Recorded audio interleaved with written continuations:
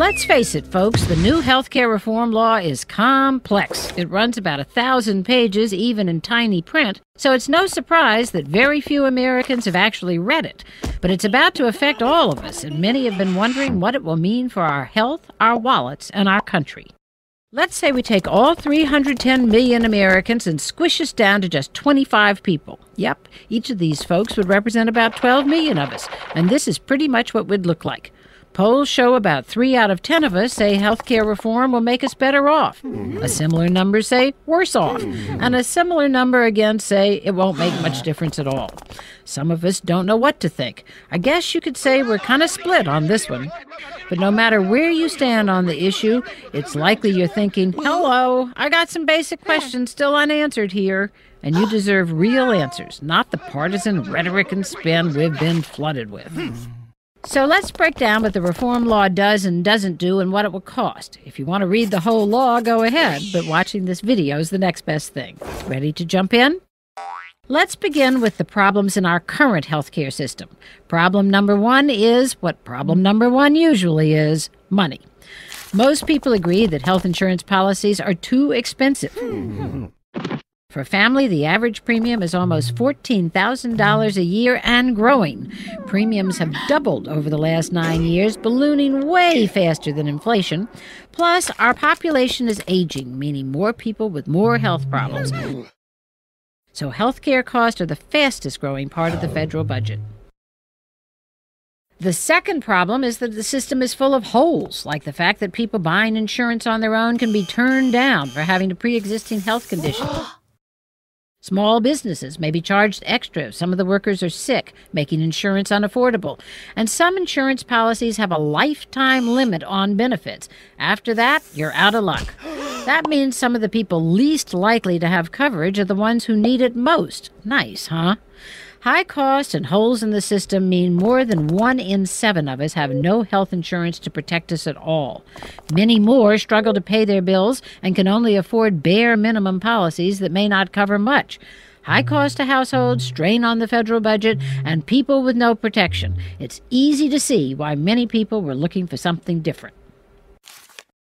So here's what the health reform law plans to do in its first phase between now and 2014. To start dealing with cost, insurers will be limited in how they spend our premium dollars. If they use too much for administrative cost or profits, they'll be forced to give some of it back through rebates. This won't stop premium increases, but it may help some. Some services will become free in all new private insurance policies and in Medicare, preventive care like screenings and vaccinations. People on Medicare, because they're over 65 or disabled, will get more help with their drug cost. Young people can save money and stay insured by remaining on their parents' policies up to age 26. And some small businesses will get tax breaks to help them pay for health insurance for their workers. And the holes, well, some will be closed starting now, too. Lifetime limits on health coverage will be gone, whether you buy your insurance on your own or get it from your employer. And it will be illegal to turn kids down for having a pre-existing health condition like asthma or diabetes. Of course, some adults who buy insurance on their own will still be getting rejected between now and 2014. Those who do can enter something called a high-risk pool run by the government.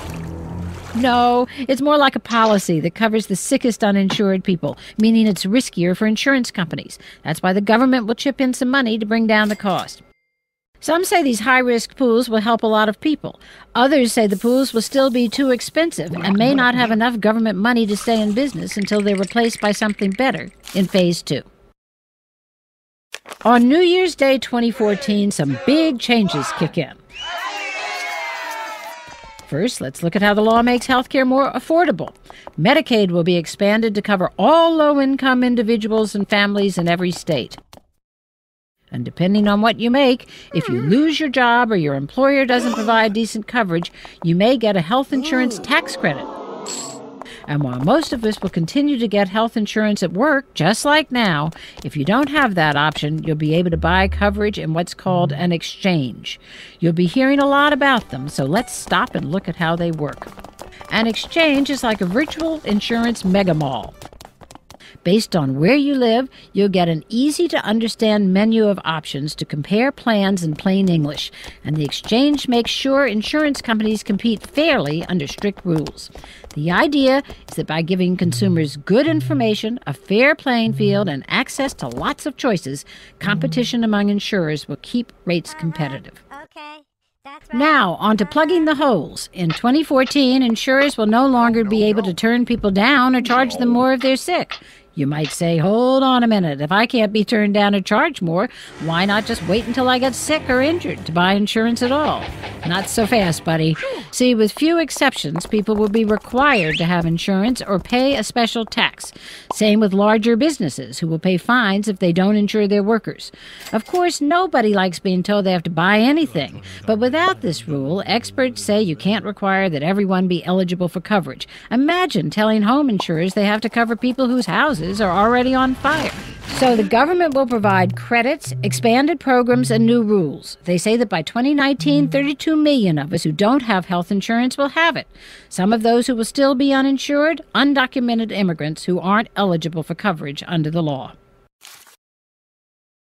No surprise, all this is going to cost money, $938 billion over the next 10 years, according to the Congressional Budget Office, the impartial referee when Congress debates these kinds of things. It's a lot of money, sure, but if you look at it another way, it's 2% of our federal budget and 3% of what we'll be spending on health care overall. Now, the President and Congress insisted these new costs will be paid for so they don't push the budget deficit up any further. That means money will come out of someone's pocket. What? That's where the tough politics come in. A lot of savings will come from health care providers and insurers in the Medicare program. The fees the government pays to hospitals under Medicare won't be allowed to rise as fast as they have been. And insurance companies that provide services to people on Medicare will be paid less. Medicare will also create a bunch of experiments around the country to test different ways of paying doctors, hospitals, and other providers to make the healthcare system more efficient and improve the quality of care. With luck, some of these experiments will work and then be adopted by the private sector and help lower costs for employers and families, too. Plus, a new federal advisory board will make recommendations about other ways to deal with increases in healthcare costs.